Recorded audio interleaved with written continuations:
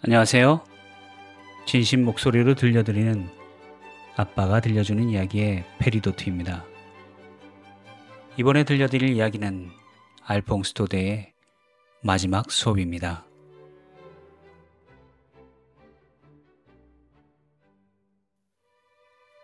알퐁스 도데의 단편 소설 마지막 수업은 1871년에 발표되었는데요. 프랑스와 프러시아의 전쟁 후에 프랑스의 알자스 지역이 독일에 넘어가게 되면서 프랑스어 사용이 금지되는 상황을 배경으로 하고 있습니다.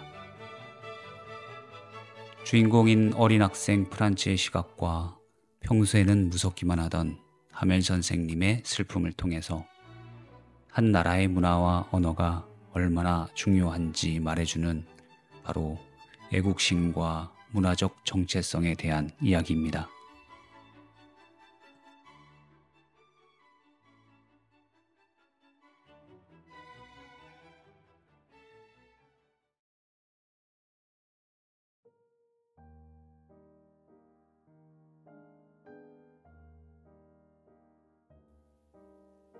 그날 아침 나는 학교에 매우 늦은 터라 야단 맞을까봐 무척 두려웠다. 더구나 하멜 선생님이 우리에게 분사에 관해 질문하겠다고 했는데 나는 아는 게 하나도 없었다. 한순간 수업을 빼먹고 들로 나가 놀까 하는 생각이 들었다. 날씨는 무척 덥고 너무나 화창했다. 숲 가장자리에서는 티티새가 지저귀는 소리, 목재소 너머 리페르 목초지에서는 프러시아 군인들이 훈련하는 소리가 들려왔다. 그 모든 것이 군사규칙보다 훨씬 더 내 마음을 끌었다. 하지만 나는 애써 그런 마음을 억누르고 재빨리 학교로 달려갔다. 시청 앞을 지날 때 게시판이 있는 조그만 철망 앞에 사람들이 멈춰 서 있는 모습이 보였다. 2년 전부터 패전이나 징발, 사령부 명령 같은 모든 나쁜 소식들이 우리에게 전달되는 곳이 바로 그곳이었다. 그래서 나는 발걸음을 멈추지 않고 생각했다. 또 무슨 일이지? 그런데 내가 달려서 광장을 가로질러 갈 때 견스콩과 함께 공고문을 읽고 있던 대장장이 바시테르가 내게 소리쳤다. 꼬마야, 그렇게 서둘러 가지 않아도 된다. 어쨌든 넌 학교에 늦지 않을 테니까. 나는 그가 날 놀린다고 생각했고 숨을 헐떡거리며 하멜 선생님의 작은 뜰에 들어섰다. 평소 같으면 수업이 시작될 때 책상을 여닫는 소리, 더 잘 외우려고 귀를 틀어막고 다 함께 큰 소리로 반복해서 읽는 소리, 두꺼운 자로 선생님이 책상을 두드리며 좀 조용히 해! 하고 말하는 소리가 소란스럽게 뒤섞여 길가까지 들리곤 했다. 나는 그런 와중에 눈에 띄지 않게 슬그머니 내 자리로 갈 생각이었다. 하지만 때마침 그날은 일요일 아침처럼 모든 게 조용했다. 열린 창문을 통해 이미 제자리에 앉은 친구들과 쇠로 만든 무시무시한 자를 팔 아래 끼고 왔다 갔다 하는 하멜 선생님의 모습이 보였다. 빨리 내 자리로 가거라, 프란츠. 하마터면 너를 빼고 시작할 뻔했구나. 나는 긴 의자를 뛰어넘어 재빨리 내 자리로 가서 앉았다. 두려움이 좀 가시자 그제서야 우리 선생님이 장학사에 시찰이 있거나 시상식이 있는 날에만 입는 멋진 초록색 프로코트를 입고 잘게 주름진 가슴 장식에 검은색 비단 모자를 쓰고 있다는 것을 알아챘다. 게다가 교실 전체에 특이하고 엄숙한 무엇인가가 있었다. 하지만 내가 가장 놀란 것은 평소에는 비어있던 교실 뒤쪽에 긴 의자에 마을 사람들이 우리처럼 조용히 앉아 있다는 것이었다. 상각모를 쓴 오제 할아버지, 전직 시장님, 전직 우체부, 그 외에 다른 사람들도 있었다. 모두 다 슬픈 표정이었다. 오제 할아버지는 가장자리가 너덜너덜한 낡은 철자책을 가져와 무릎 위에 떡하니 펼쳐놓고 그 위에 두꺼운 안경을 비스듬히 올려두고 있었다. 내가 이 모든 것에 놀라는 동안 하멜 선생님이 교단에 올라서서 나를 맞이했을 때와 똑같은 부드럽고 엄숙한 목소리로 우리에게 말했다. 얘들아, 이번이 내가 너희를 가르치는 마지막 수업이다. 베를린으로부터 알자스 로렌 지방의 모든 학교에서는 이제 오직 독일어만 가르치라는 명령이 내려왔단다. 내일 새로운 선생님이 오실 거야. 오늘이 너희의 마지막 프랑스어 수업이구나. 잘 들어주길 바란다. 그 몇 마디 말에 나는 당황스러웠다. 치사한 자들. 그들이 시청 앞에 붙여놓은 게 이것이었구나. 내 마지막 프랑스어 수업. 그런데 나는 제대로 쓸 줄도 모른다.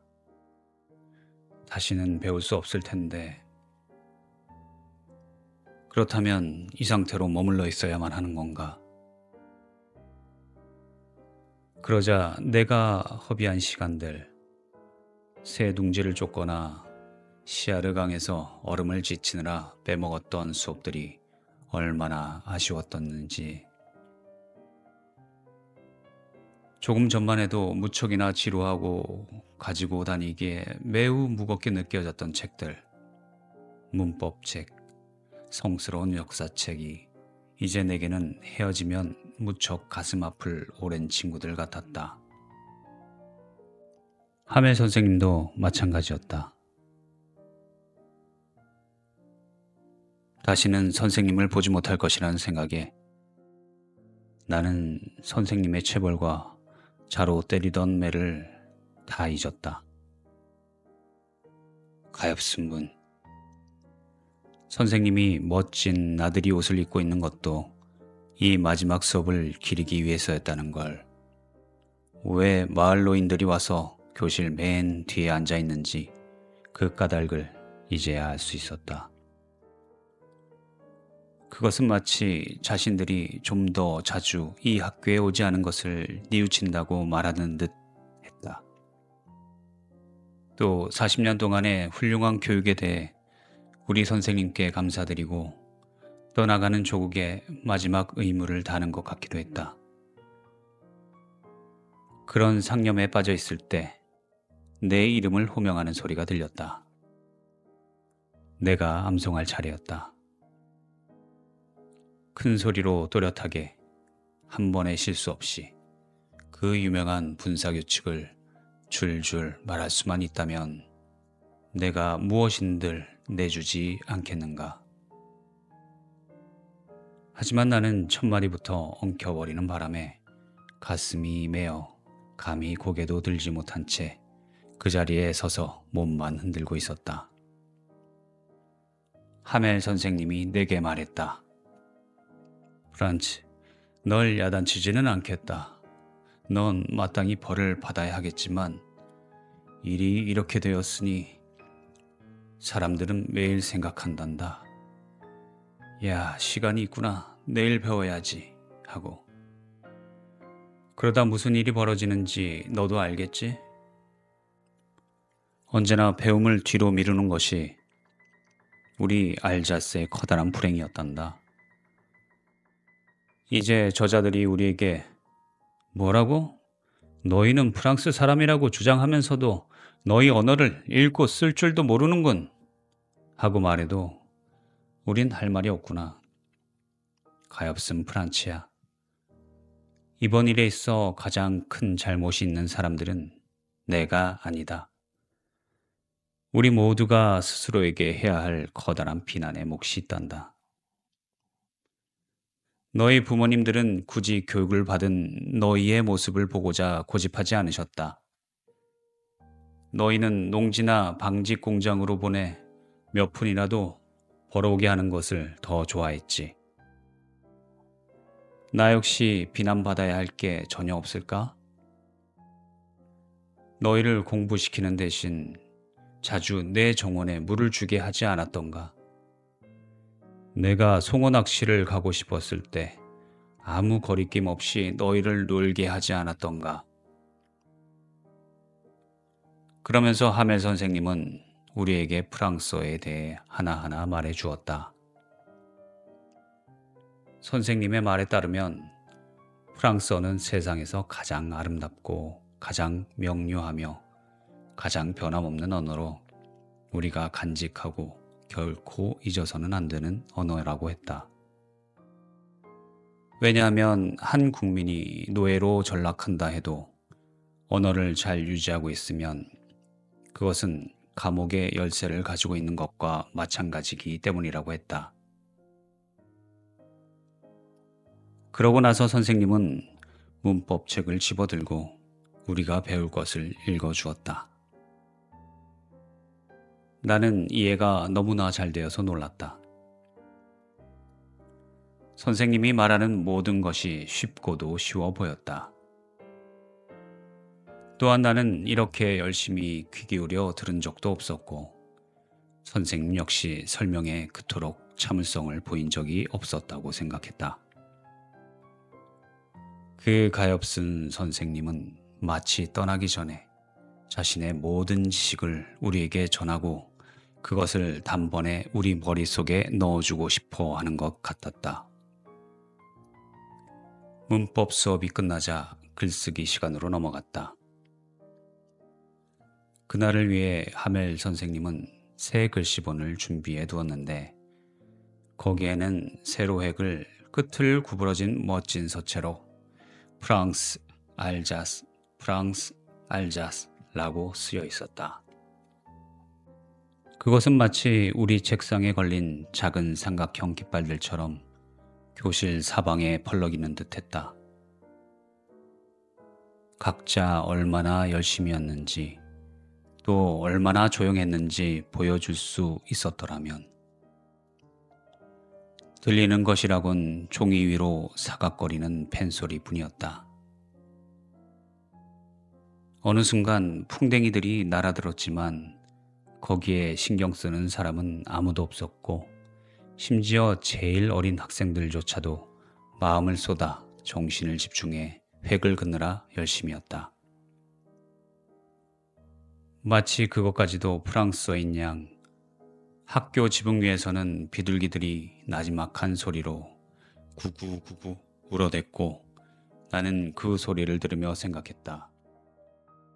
저 비둘기들까지 독일어로 울게 만드는 건 아니겠지? 이따금 나는 책장에서 눈을 들어 하멜 선생님을 보았는데 선생님은 교단에서 꼼짝도 않고 서서 주변의 사물들을 뚫어져라 바라보고 있었다. 마치 자신의 작은 학교 전체를 눈에 담아 가려는 것처럼. 생각해보라. 40년 전부터 선생님은 맞은편에 뜰을 두고 항상 똑같은 교실, 같은 자리에 있었다. 다만 오래 사용하는 바람에 긴 의자와 책상들이 손때 같아 반들반들해졌을 뿐, 그리고 마당에 호두나무가 자랐고 손수 심은 홉넝쿨이 이제 창문을 에워싸고 지붕까지 이르렀을 뿐, 이 모든 것을 두고 떠나야 하다니. 또 위층 방에서 자신의 누이가 짐을 싸느라 이리저리 오가는 소리를 듣고 있자니 우리 가엾은 선생님은 얼마나 비통할까. 두 사람은 다음날 떠나 다시는 이 고장에 돌아오지 못할 것이다. 그래도 선생님은 용기를 내어 끝까지 우리에게 수업을 했다. 글쓰기를 마친 다음 역사 수업이 이어졌다. 저기 교실 뒤편에서 오제 할아버지가 자신의 안경을 쓰고 두 손으로 철자책을 들고서 아이들과 함께 철자를 한 자씩 더듬거리며 읽었다. 감정이 북받쳐 할아버지의 목소리가 떨렸고 그 소리를 듣자니 너무도 우스워서 모두 웃고 울고 싶었다. 아, 나는 그 마지막 수업을 결코 잊지 못할 것이다. 갑자기 교회 시계가 12시를 쳤고 이어서 삼종 기도를 알리는 종소리가 울렸다. 동시에 훈련을 마치고 돌아오는 프러시아군의 나팔 소리가 우리 교실 창문 아래서 울려 퍼졌다. 하멜 선생님은 매우 창백한 얼굴로 교단에서 일어섰다. 이제까지 선생님이 그렇게 커 보인 적은 한 번도 없었다. 여러분, 나는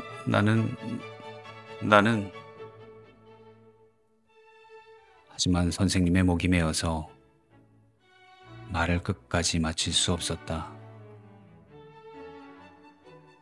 그러자 선생님은 칠판을 향해 돌아서서 분필 조각을 들고 온 힘을 다해 할 수 있는 한 가장 큰 글씨를 썼다.